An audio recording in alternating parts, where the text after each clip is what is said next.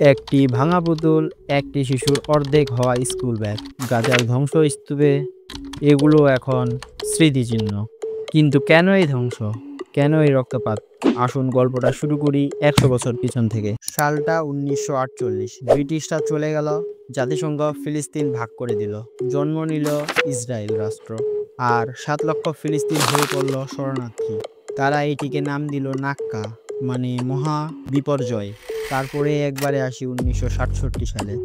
মাত্র ৬ দিনে ইসরায়েল দখল করে নিল গাজা, পশ্চিম তীর, গোলান মালভূমি।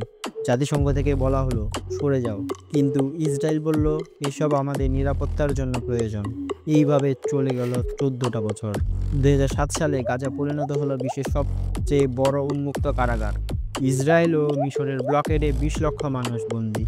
৭ই অক্টোবর ২০২৩ হামাসের অপ্রত্যাশিত হামলা, ১,২০০-রও বেশি ইসরায়েলি নিহত। ফলে ইসরায়েল চালাতে থাকে ভয়ঙ্কর অপারেশন আয়রন সোল্ড। প্রথম ১০০ দিনেই ১০,০০০-এর বেশি মানুষ মারা যায়। এই গল্পের নায়ক খলনায়ক নিয়ে বিতর্ক থাকবেই, কিন্তু একটি সত্য, গাজার প্রতি ১০ মিনিটে একটি করে শিশু মারা যাচ্ছে। আসলে কোথায় এর শেষ হবে এটা কারো জানা নেই।